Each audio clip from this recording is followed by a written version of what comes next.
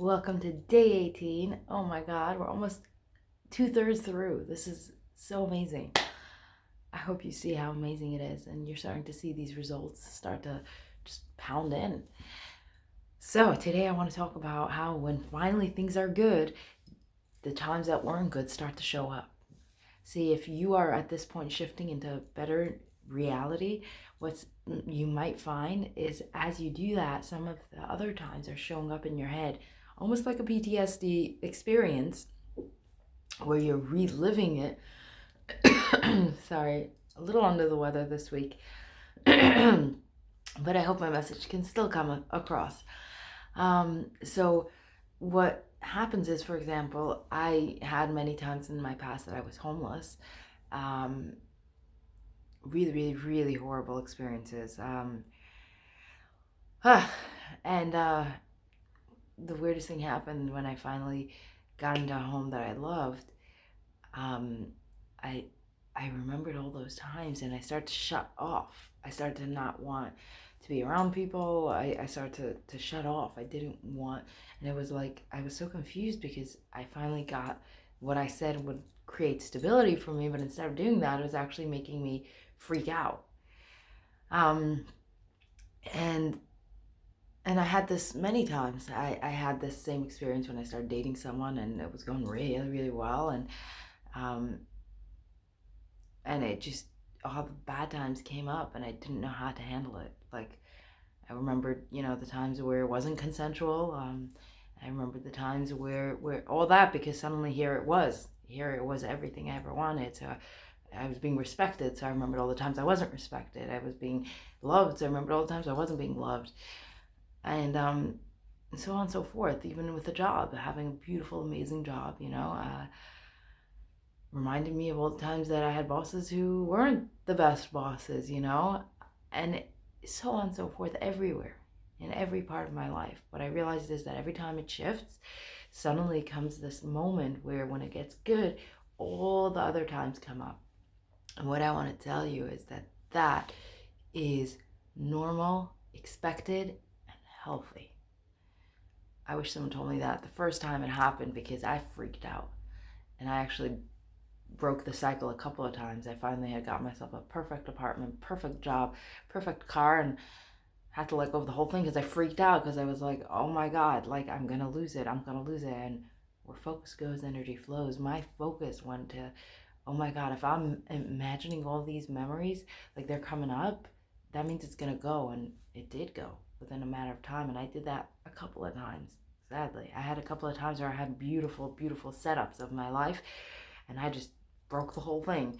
And I don't want you to do that. I want you to have the key that I didn't have then, the knowledge and the understanding, and really the acceptance and the space for that time frame. Something that I've learned now and love.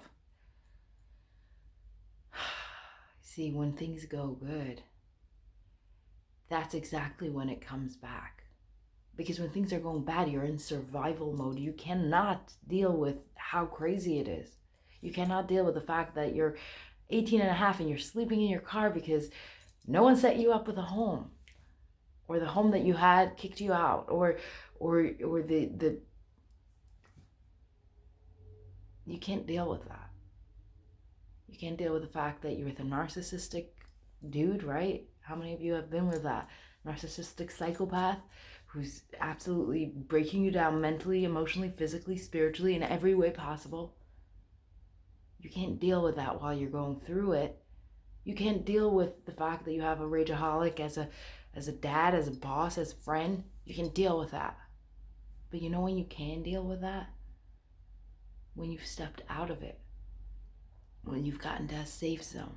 When you've created a nest that's comfortable, that will hold you no matter what. At that point, you can deal with it. And that's why it comes back. Not because it's being cruel or it doesn't want you to be happy, but because it really wants you to be happy. And it just needs to be loved and taken care of. Because trauma gets stored in the body. It does. As big or as small as the trauma is, it still gets stored in the body. And as soon as you have the opportunity to deal with it, it wants to be dealt with. That's all. and wants to be dealt with. So what I can tell you is that for me, throughout my teenagehood, I'm going to stick to that for now, and my beginning of my adulthood, I went through a lot of traumas. The level of how badly I felt abandoned when my parents left at around 17 years old, left me behind in New York without really setting me up. The level of how abandoned I felt was so big, so deep, that I just had to run from the pain. I was in survival mode for years, real survival mode. And the traumas I went through one by one, they took up a lot of my time in my life. And but I kept running. And every so often I would create a beautiful life because I was just so fed up, and then I'd crash the whole thing because I didn't deal with the traumas. I didn't want to deal with it. I didn't go to therapy. I didn't go for help. I didn't go to ACA meetings, adult child meetings. I didn't go for anything to help me. And then I realized the pattern. I realized I was going to do this forever. I realized that even if I got the perfect husband, I was going to break the whole thing because some part of me didn't know how to make it last. And so I learned the one lesson, that if that's the only thing you hear, I know I already did my part. And I learned that when things finally are starting to shift and are going good, that's when the past comes up. And when it comes up, that's exactly when we hug it and we hold it and we say to it all the stuff that we couldn't say back then. Like, for example, I'm going to show you how it goes. So, hi Chaya, from the past. I know I haven't been so loving for what you're bringing up to me, because I find it, because I'm not yet as good as I want to be. But I know I love you, and I'm sorry for all of that. I'm sorry for that whole story. I'm sorry I wasn't able to be there. And I'm sorry that I still have trouble being there for you right now. I want to more than anything.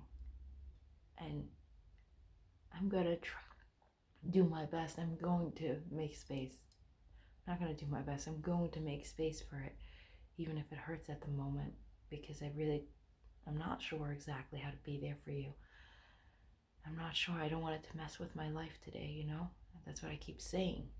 But I want you to have space, because I know you never did. I know I always shut you out.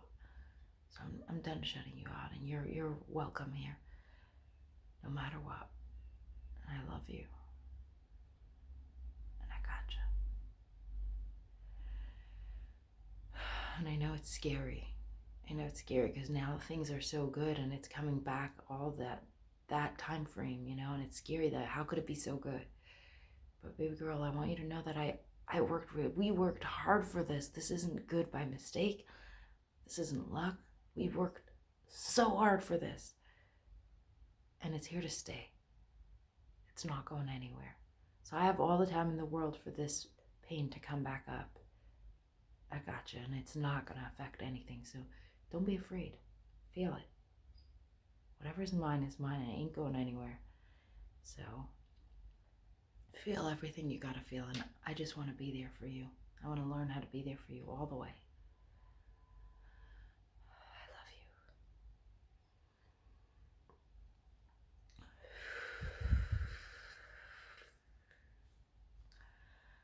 Whoa, I totally forgot I'm in the middle of a video. That's how you do it. That's how you give yourself the space, the love, and the compassion that you deserve. And I hope that by me sharing it with you, just even one of you, just get the opportunity to give yourself the space you deserve in even one aspect of your life that's coming up, that scares you. All right? Have an amazing day and good luck.